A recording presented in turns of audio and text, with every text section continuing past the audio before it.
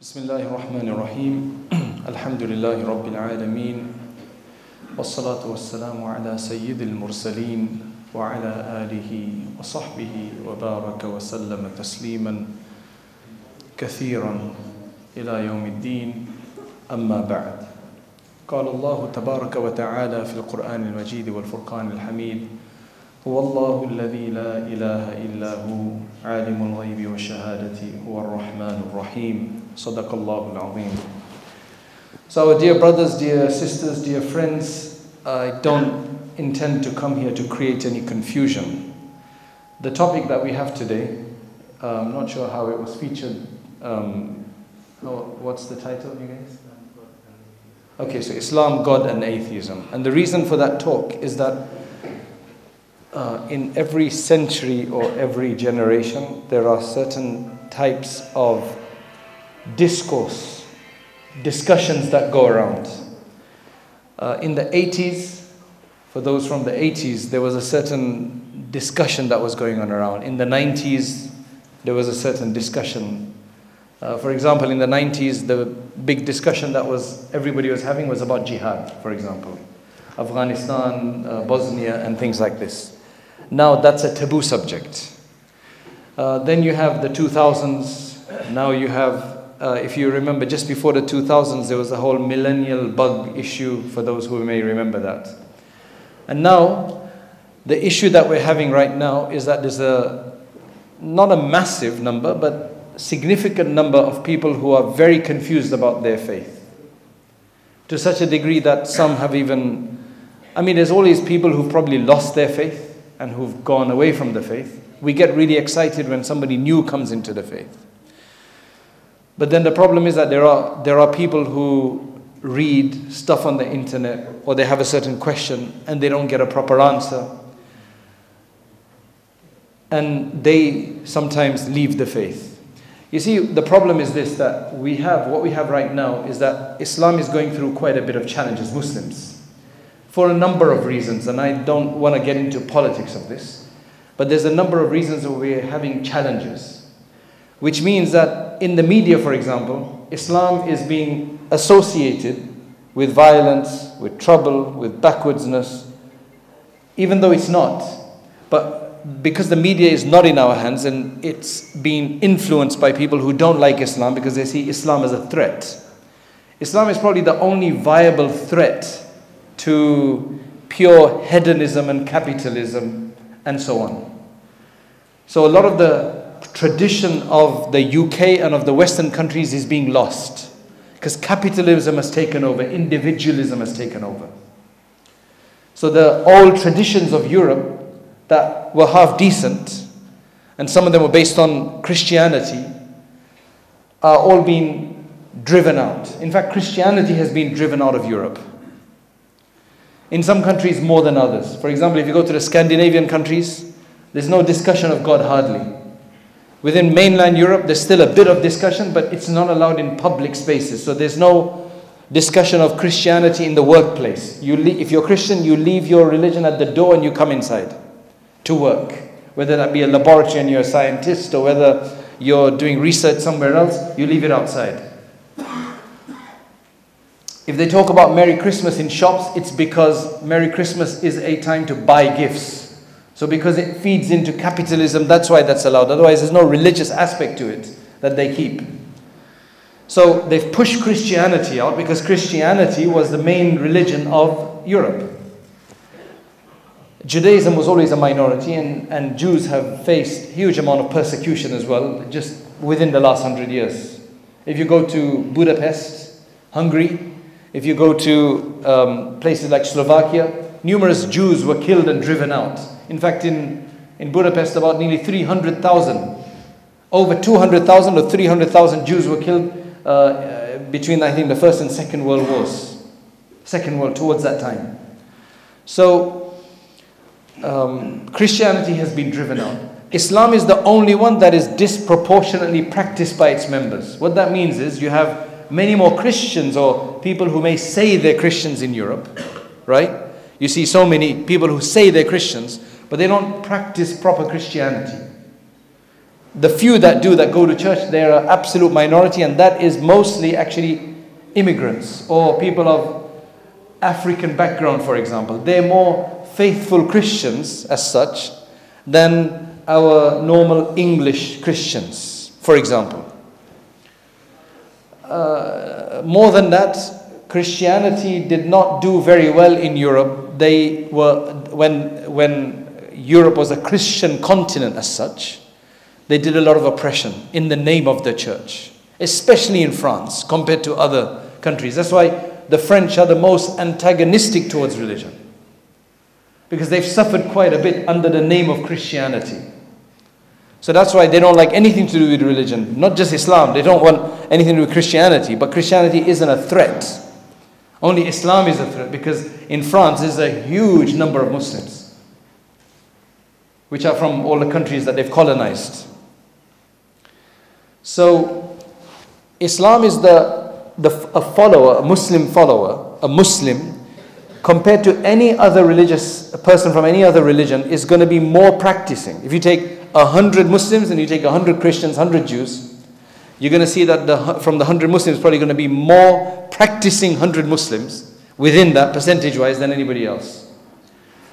So now, when there's this idea that religion is a backward idea that they've driven, that it's all about capitalism and science was never supposed to be a problem with religion anyway, though Christianity saw it as a problem. Islam has never seen science as a problem, right? So now they think that Islam is now the threat. So they have to push down Islam. And the way to do that is by using the media. That's why you're not going to expect a good story.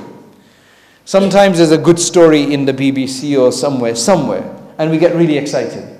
But majority of the stories are always have some negative spin to it. Even the coverage, for example, of our Shaykh Hazrat Maulana Yusuf Mutala, it's a time when he just passed away. Lots of people are grieving, right? Lots of people are grieving. So they did a BBC small interview with Maulana Ibrahim. So they asked him one or two questions about, his influence and everything. That was for about a minute and a half. And then immediately they went and said, oh, but there's a certain segment of the community which is probably, I think, not grieving, which is the Qadianis. So immediately they bring a negative aspect. And this is not about the media only. What I'm trying to just say is that when people are bombarded, because they've done studies on this, that when you're bombarded, like let's just say that you are from, where are you from originally? From Afghanistan. You're from Afghanistan. Which part of Afghanistan? Khost. You're from Khost, right? Jalaluddin Haqqani, right? So he's from Khost, right? Now, if somebody tells you that Khost people are very bad, you're going to say no. You're going to get angry. You're going to say no. Now, in Khost, there must be a few bad people. Every place has bad people. Somebody who's done something wrong or whatever. So they're going to start pointing them out. Look, he's a bad person. Now, slowly your defense and your defense of Khost is going to, or let's just take Afghanistan in general, right? Or any country for that matter. Egyptian, Indian, Pakistani, whatever. There has to be some bad people. And we do have some bad Muslims who do things in the name of Islam and give Islam a bad name. So they're going to use that idea. So slowly you start thinking, yeah, you're right. Especially if you're not very strong anyway, you're going to be thinking, yeah, maybe you're right. Can you see how it weakens a person's defense? Weakens a person's idea of what it means to be a Muslim. Now, if a person, there's a lot of people who come on the media and they say that why do Muslims, they are supposed to be from a Muslim background. They say, why do Muslims always ask for prayer places in the workplace? I don't have a problem with that, they say. Because you don't pray, so you don't have a problem. You're not speaking for all Muslims. There are a lot of Muslims who want a prayer place at university, at college, because they pray, they're observant. Or a woman who doesn't generally wear a hijab, she's going to say, I'm a Muslim, it doesn't bother me. This law against, in Europe, it doesn't bother me. Well, it doesn't bother you because you're not speaking in the name of Islam. You're speaking as one individual Muslim who is an observer, who is not observant of a certain aspect of Islam. So what it does is that it creates a great confusion, especially to the weak. weaker people. Those people are not so connected to the masjid. Or another group that are very vulnerable, and this is where we can definitely make a big change, is who have had a bad experience in the name of Islam. It's not an Islamic experience they've had, but they've had a bad experience that was called Islam, but it was not Islam. I'll give you an example. There are certain cultures that some of us come from who believe in forced marriages. What I mean by forced marriages, that when they're still 5, 7, 8, 9 years old, from birth maybe, they're fixed up with their cousin in the other country, in their ancestral lands. They're fixed up. Now, it's so binding because the whole biradari and the whole qawm and the whole tribe know this. Now when this kid grows up, he has other ideas. He doesn't want to marry his cousin, or she doesn't want to marry his cousin. They have no compatibility maybe. But to keep the name, they force them to marriage. So they will take them on a trip there, and it will become their marriage trip. I've had a 40-year-old woman call me once for a question, and she said, as I spoke to her, she had a question about something, and she was married to a non-Muslim. And she's from one of our Asian countries. So I said, how did you end up? Because now she's a bit regretful and everything. I said, how did you end up in this? She said, well, I was forced to marry my cousin or somebody from, and it didn't work out, and parents wouldn't allow us to do anything else, so finally I ran away and I married somebody else. Now, they force you to marry your cousin, say, you better do this because this is Islamic. This is what the religion tells you to do. The religion does not tell you that you must marry your cousin. It doesn't tell you that. The religion, especially the Hanafi madhab, for us, we have to actually take permission from the girl that does she agree to marry somebody. If she doesn't, then you can't force her. And a man, obviously, he has to agree as well. So now this is called Islam. They don't know anything else about Islam. That's what they think, oh, Islam suppressed me. Can you see what I'm talking about? People have, or they've had a teacher at madrasa or private tuition who abused them, beat them up or whatever the case is, in a bad way, didn't really teach them anything.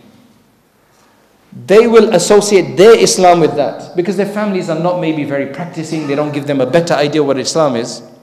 The Islam at the home is only Eid and Ramadan. There's no other Islam in the house. So the only Islam they've had is with a bad teacher. Not all teachers are bad, but some could be bad. Maybe he was not even a proper teacher. So, can you see how they've associated Islam with this? They've associated Islam with a trauma. These people, you can give them all the evidence about Islam, it won't make a difference. What they need is pastoral care. They need to be told and explained and counseled that you just got it wrong. There's a trauma associated. So there could be many factors of why a person turns away from something so strong. Could be many factors, that's what I'm trying to tell you. Some parents are so strict. By nature, they're just so strict, they don't let their children go out, they don't let them do anything, they don't let them have toys, except a few specific type of toys, overly strict, and they say because you're a Muslim, that's why you can't have that. And it's just overly strict for no reason. Right? So the kids grow up thinking this is Islam, I don't want anything to do with it. Who's the fault? The father, the mother. Strictness, you don't also want it to be that, okay, you can do whatever you want. There has to be a balance. I mean, these are hard issues that we need to deal with and talk about. Getting a balance is very difficult. It's a challenge, obviously, and that's why I've just written a book on marriage after over 20 years of being married and dealing with 20 years of marriage issues with people as an imam in my communities. I finally now feel that I'm confident enough to write a book, so I wrote a book. Right? I still don't feel confident enough to write a book about bringing up children, although a lot of people have requested. Because I want at least my older two to get married first and be settled in their marriage before I can say, I got at least two right. Because it's so difficult. It is a very difficult thing that when you bring children into the world, that you make them citizens of the country that are decent and God-fearing Muslims as well. Because it requires a certain balance, commitment, and a lot of other things. One kid used to mess around in school. You could tell he was a decent kid, but he used to have mischief. He used to just mess around. You're like, why are you messing? Called his father in. I think it was a Thursday or Wednesday. And his father says, you know what? I'm only meeting my son after the weekend for the first time. Because his father, bichara, is a taxi driver. Right? Nothing against taxi drivers, but taxi job is kind of one of those weird jobs where the more you do, the more money you make. There's no hours in taxi. It's personal discipline, or Uber for that matter. And if you work odd, weird hours, you make more money because there's less people doing those times. So this guy would never see his children in the weekdays because I think when he went to work, in the evenings and they would be going to sleep. And otherwise, in the morning, he would be sleeping while they would wake up to go to school or something like that. So we facilitated a meeting with his son for him on Thursday. Like, meet your son. That's just a joke. But that's the sad fact of some households. But our topic is not that, so let me get back to our original topic. Then you have another group of people who are probably the majority. They are Muslims, they call themselves Muslim, but they don't reject Islam outwardly, but they don't practice it properly either. And they don't care whether it gets abused or not, because they don't feel a connection. Why? Because they're not making an effort. They are the biggest group. They're not absolute atheists, they're not agnostics. Atheist is somebody who rejects and denies that Allah even exists. They say there is no God. They say La ilaha, La ilaha. They say there is no God. They don't say illallah except Allah. So they are atheists, they absolutely deny. Then you've got agnostics who say, we don't know. We have to keep searching. We have to keep searching if there is a God. There may be, there may not be, we don't know. Right? We have to keep searching. Humanity is millions of years old. And there's been many ideas of God and religion for so many centuries. Now one of them must be right. God could not have kept it hidden for so many centuries, and He's going to reveal in the future. So take one of those ideas, and if you look at all of the ideas about God, in Christianity for example, in Judaism, in Hinduism, in Buddhism, Taoism, and in Islam, you'll probably find, if you look objectively, that Islam has the richest concept of God. I'll maybe explain that a bit later. It has the richest concept of God and the universe, if you're willing to objectively look at it. So this is what you call apathy. Apathy means indifference. I don't care attitude. This is probably worse, because it's like, I don't care. Now, why do people not care is the question now. Why do you think some people not care? Why do they have an indifferent attitude? Why couldn't they care less? Why do you think? A lot of the time it's because you have three things which creates a false sense of confidence in you, which is supposed to be a ni'mah of Allah, but people have taken it as something that gives you so much confidence that you become arrogant about it. Number one, you've got health. Number two, you've got enough money to buy whatever you want, generally speaking, give or take. And number three, you've got a sense of security. Nothing bothers you. See, if you go to a place where you've got money but you have no security, you're always going to be on edge. There's one country which would have been paradise on earth, in my opinion, if it wasn't for the crime. It's got some of the best weather, the best fruit, the best landscapes, South Africa. We've got friends who live there, they cannot allow their children to go to the corner shop. Alhamdulillah, we don't have that problem here. They're constantly in fear that they're going to be hijacked or robbed because there's a big problem. The security is very well. Alhamdulillah, we have security in this country. Right? May Allah bless. And may Allah make it better. We have a decent health system in this country. In those countries, you have to pay for it, arm and leg. Some people will not go to hospital because they don't have the money to go. Here, we just go to a doctor all the time. We complain about the NHS. Right? It has its problems, but it's a blessing. And number three, you've got security, you've got wealth, and you've got health. Now when you have those things, and you can buy whatever you want, you can wear the clothing you want, the cars you want to drive, generally speaking, you always want to upgrade, but generally speaking, you have the phones you want. You feel like I'm fine. Now, the other thing is, we have become such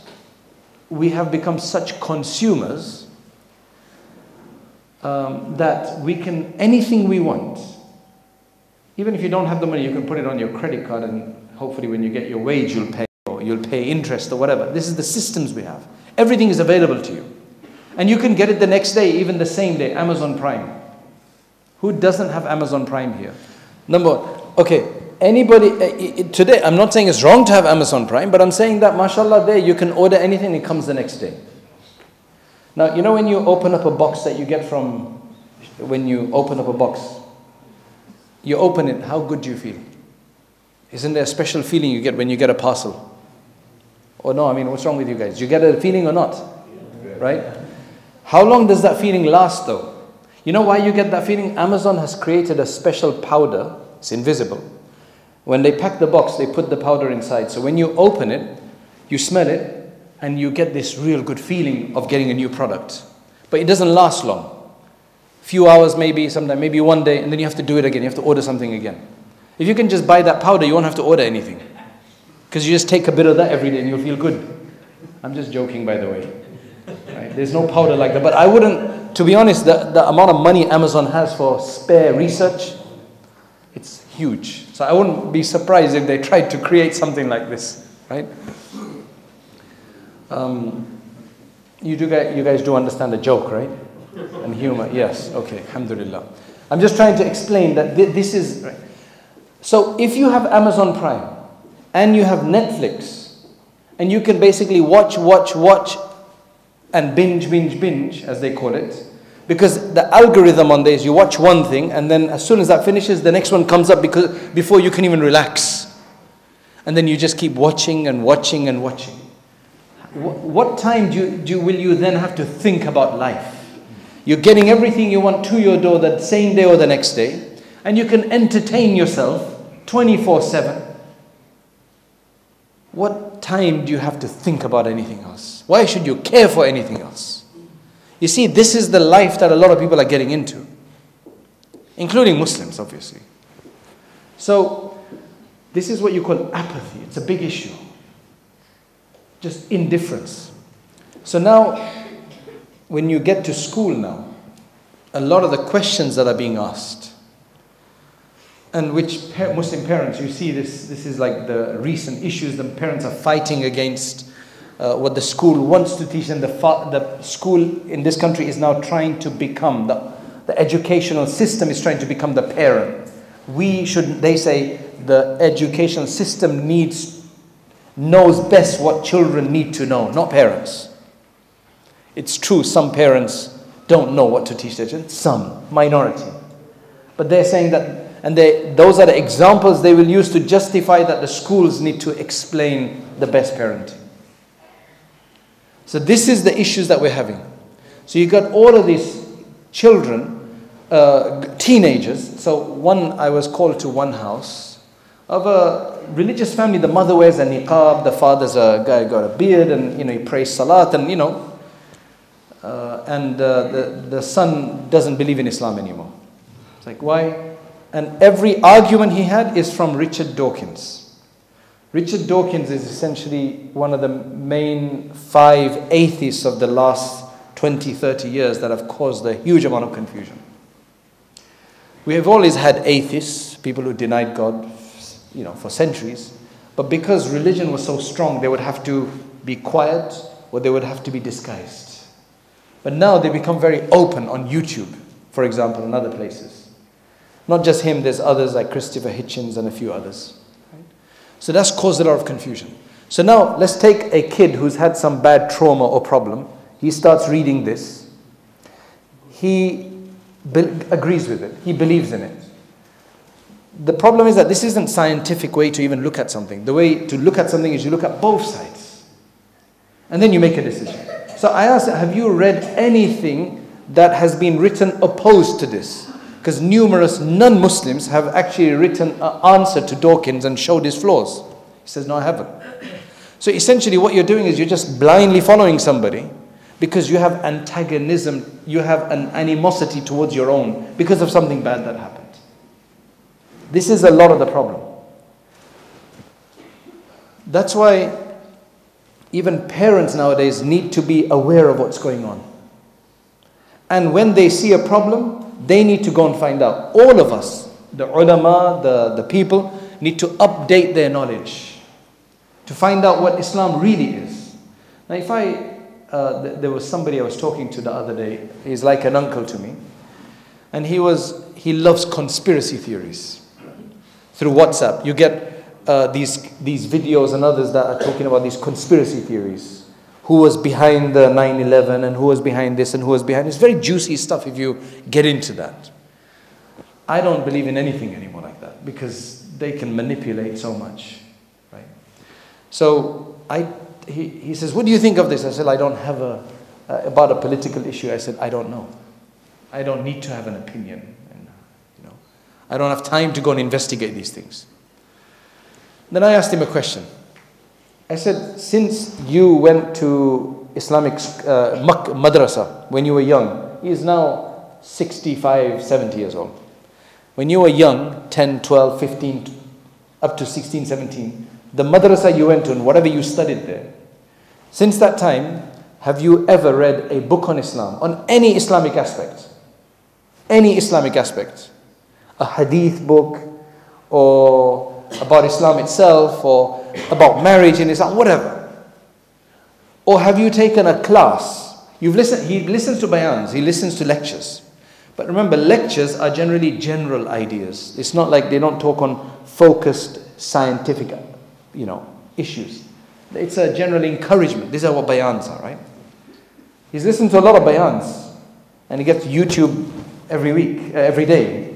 But he's never read a book, and he's never taken a class, even 2-hour seminar anywhere. So I said, your understanding of Islam is what you got from a young age, when you were not very mature, when you weren't very experienced. That's the Islam you studied, and the only updates you've had are through bayans. You've never had a serious update of reading the Quran for yourself, or hadith for yourself, or any other good book on Islam, or a class on Islam. And isn't this the case with the majority of us? Or at least a lot of us. Even if we're confused about something, we won't go and look for it. We may ask a few things, the brave ones may ask a few things here, but that's about it. That's why it's so easy to divide us and confuse us and to get us going, because we don't understand the proper Islamic idea of things. That's why one of the books that has been recently written, there are 2 books I'm going to suggest. They're both by a prince. And he's written a book called A Thinking Person's Guide to Islam. I read that. It's amazing. Mufti Taqi Usmani read it and wrote him a review for it as well. He's very closely connected to Mufti Taqi Usmani as well. Then he wrote another book after that, which everybody must read, which is called A Thinking Person's Guide to Our Times.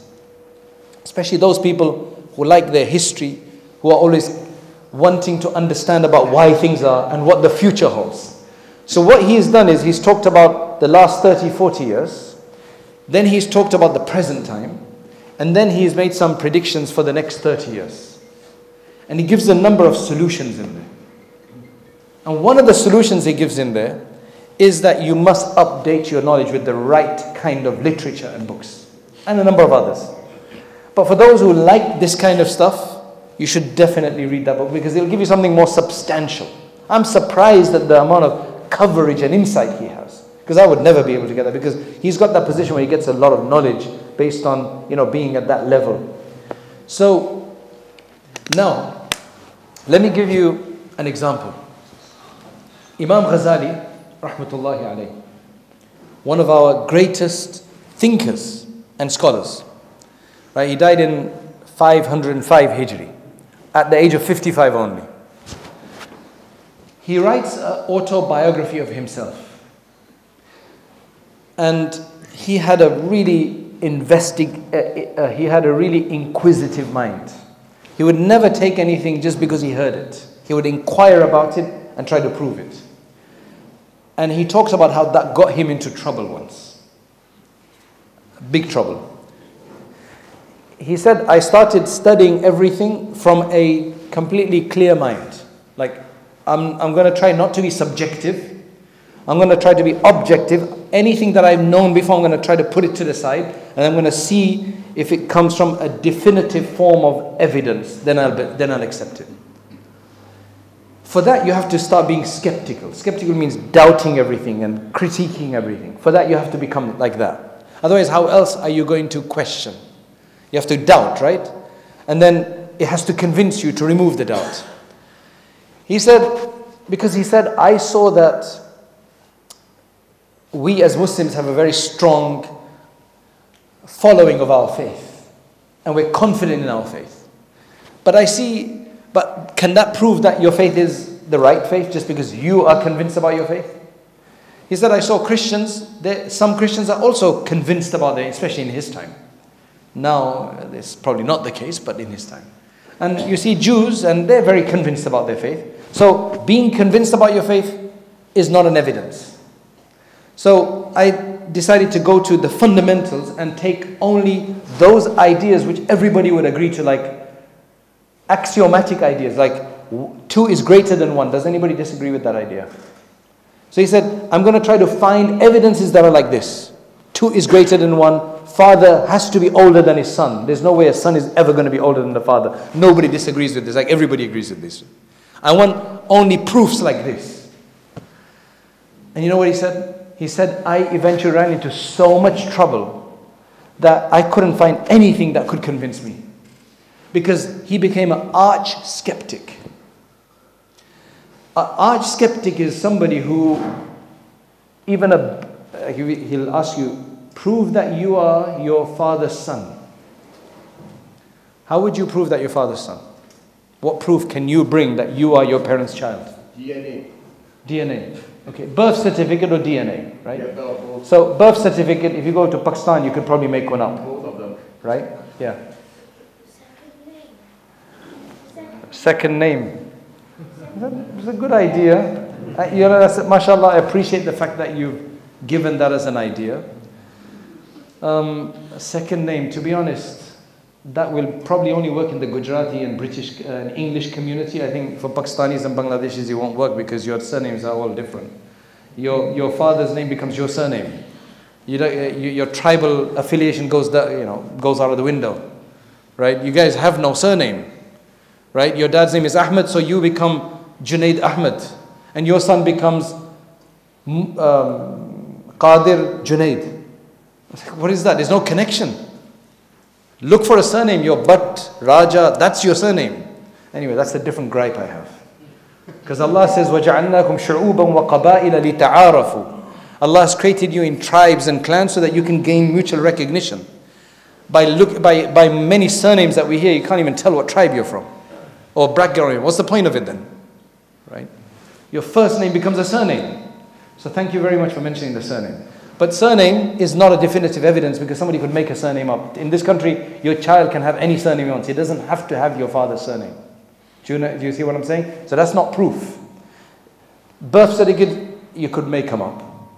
DNA are not 100%. They're like 99 point something percent. And definitive means 100%. Just like 2 is greater than 1, DNA is not as good as that.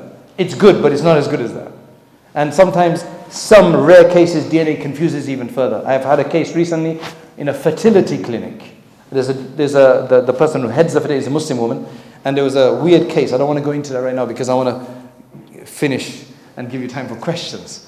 So he said, I got so confused because there's nothing so absolute. Everything was too confusing. This is the example he gives. Now, follow me in this example, right? When you're in, you guys dream in Southampton? Do you guys dream? Do you have a dream, like a proper dream at night? Do you guys dream? The dream comes through angels. So the dream angel does come to Southampton, right? And give you dreams, right?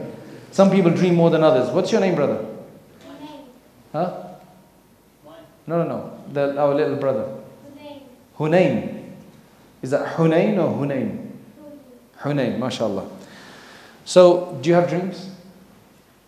Sometimes. So you get a dream, right? Now in your dream, especially those nightmares, right? You know when you're scared about something, something's bad is happening, and you feel like you're sweating and everything. How real does it feel? Does it feel fake then? Or does it feel real? It feels absolutely real, right? But when you wake up, Alhamdulillah, that didn't happen. Do you see what I'm saying? But when you're in your dream, isn't it like reality? No doubt, right? You have no doubt. You don't know you're in a dream. Right? And somebody told me there's a movie they made where you drink something and they send you into a dream. You go to sleep and they send you in a dream. And then in their dream, they took the same potion and then they go into a sub-dream. I forget what it's called. Somebody mentioned it. There was a friend of mine who said, you must watch this because this tells you how crazy things are. Just forget it. What I'm trying to say is that when you're in a dream, you feel it's a reality. You have no doubt. Right? Now let me ask you this. What about if now you're in a dream as well and this is all a dream? How can you prove that right now, this bayan that's happening and all the 30, 40, 50, 60 years you've lived here is just a long dream and suddenly you're going to wake up from it? Can you prove you're not in a dream right now? Because in a dream, I say, maybe pinch myself. You can do that in a dream. Just the way a dreaming person doesn't know he's in a dream and he feels it's reality, how can you prove you're in a reality right now?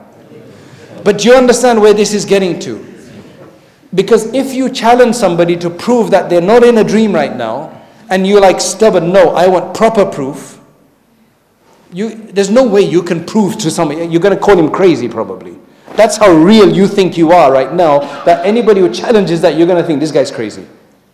That's how much strong you are, right, in this feeling. So he basically said that if Allah had not helped me, then I would never have gotten out of this dilemma.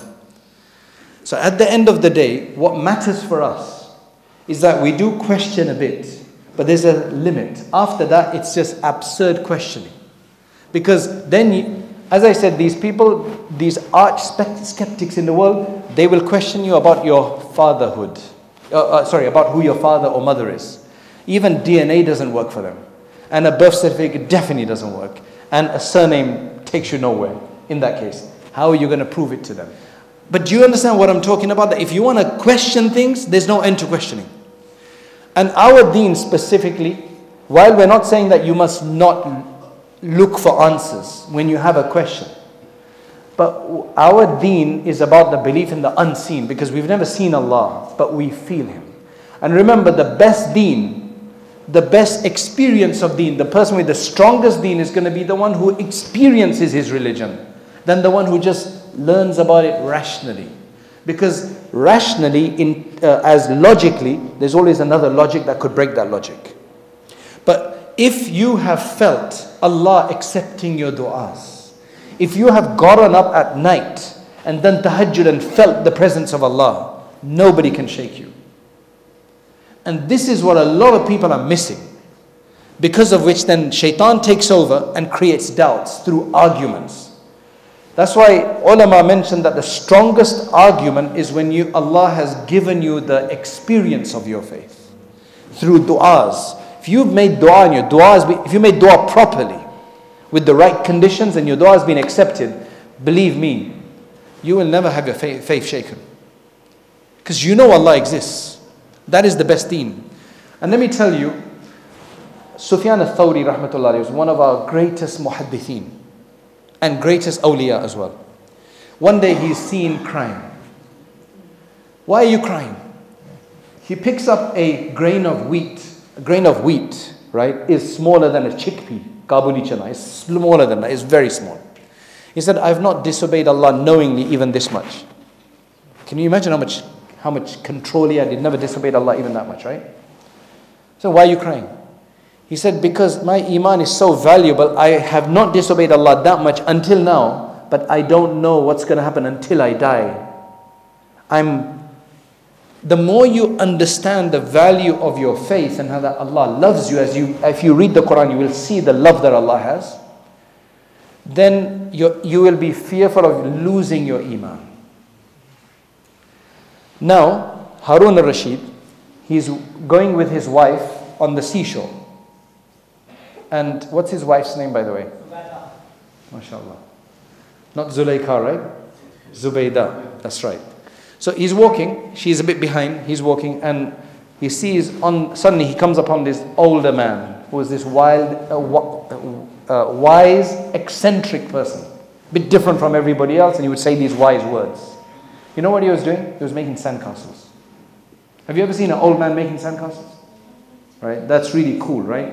There was no YouTube in those days, so you can't check it up online. But this guy was making sandcastles. Right? So Harun Rashid went to him and he says, "Why are you doing? What are you making?" Bahlul, his name was Bahlul.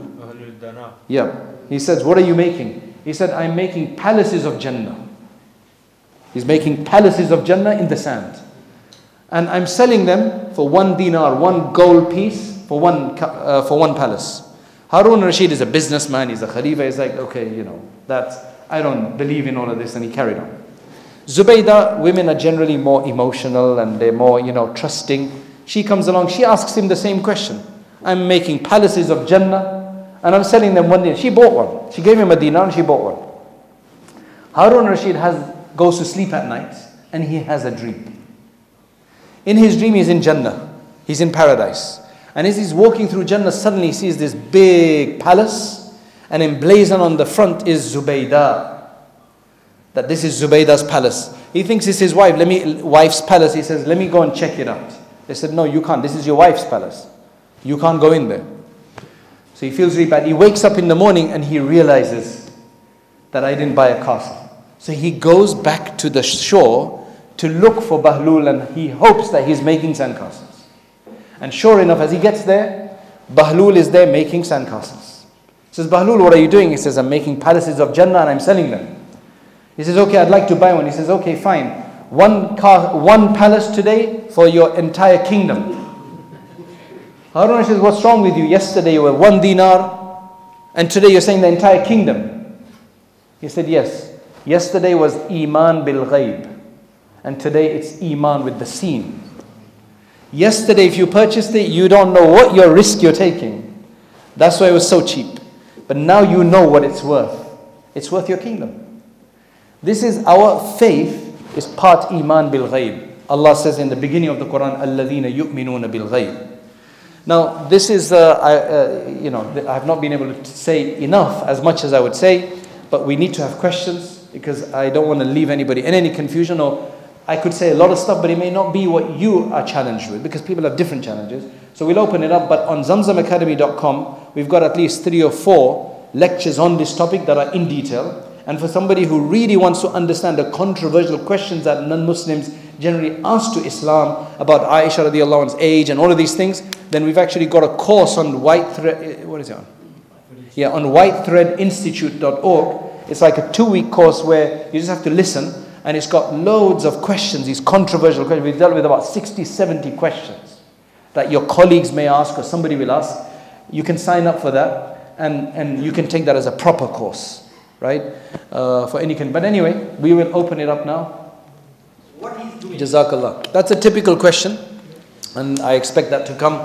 So if there's a God, then why do you have misery in the world?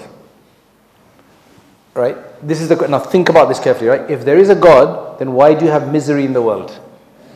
So look, think of this carefully. If there is a God, why is there suffering in the world? Do you think about it logically? What's the problem there? What is the problem there? If there's a God and misery is found in the world, that is somehow the result of that means there's no God. Why?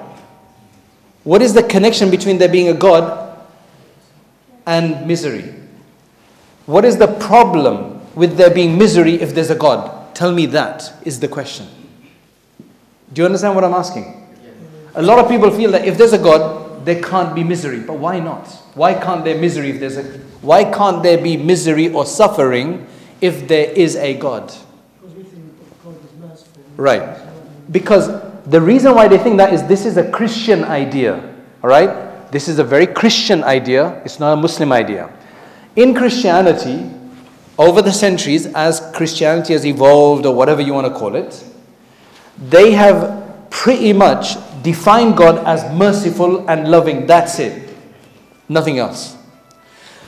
So if your definition of God is the one who is merciful only and nothing else, then you have a problem with there being misery in the world. Because if there's a merciful being, how can He allow misery? Now for us, God is merciful. And He tells us to read this about 17 times a day minimum. Ar-Rahman Ar-Rahim. God is loving, Al-Wadud. But God is also the mighty one, the majestic one, the punisher, the avenger, the one from whom things can harm, He can harm things. So for us, when there's a problem, it just Allah, for us, that's just Allah showing some of His names. And when there's mercy, then that's Allah showing His merciful names. But He does say that my mercy dominates my anger. I have anger, and I will show it sometimes when I want to punish people if they don't listen. Because nobody gets punished for no reason. And number two, let's just say the tsunami, right, that took place there were two tsunamis, right? One was about last year or the year before, and there was one about several years ago. The Archbishop of Canterbury, who's the head of the Anglican Church of the UK, right? Both of them, Rowan Williams first and now Welby. When the tsunamis took place, one in the previous time and one in the current Archbishop's time, they both said that their faith shook. Why did their faith shook? Because they have defined God as only merciful, and their God can't do anything else. So it's like, how can there be such suffering when our God is only merciful? For Muslims, we don't have a problem because our God is very comprehensive, right? And if you carry on, there's a long answer to this. I'm only giving you a bit. But the idea is that let's just say that two people are married and they just can't get along. One wants to stay in the marriage and the other one doesn't. He just can't see, or she cannot see future, and decides to leave and separate and get divorced.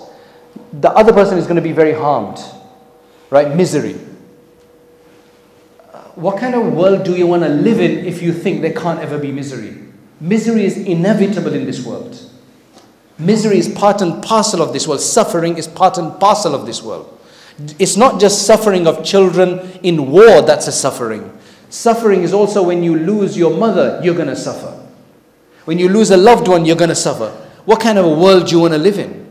The fact that we have free will, the ability to make a informed or make a choice of whatever, sometimes we're going to make bad choices. Sometimes you're going to go in the wrong lane and you might get crashed. There has to be suffering. Otherwise, the whole system of the world is going to change. With what we have here, there has to be suffering. It's part of the deal. But what Allah tells us to do is that when you have suffering, you make sabr and you put your tawakkul in Allah. And when you don't have suffering, you have prosperity, you do shukr of Allah. That's what we're told how to deal with suffering. Otherwise, suffering for Muslims has never been a problem. Now, a tsunami, right? Some people are killed, lots of people are killed in a tsunami, right? Lots of people are killed in a tsunami. Some people are killed because it's a punishment for them, because they were bad people. The others were innocent, maybe they were miserable. Allah, for them, remember, that's all shahadat. Because for us, we have so many people who Allah gives the maqam of shahadat and martyrdom to if they're killed in unfavorable circumstances. So that's the short answer to this question. So don't like, if there's a God, why can't there be suffering? Why are you even agreeing with the premise in the first place? It's a wrong idea they're coming from.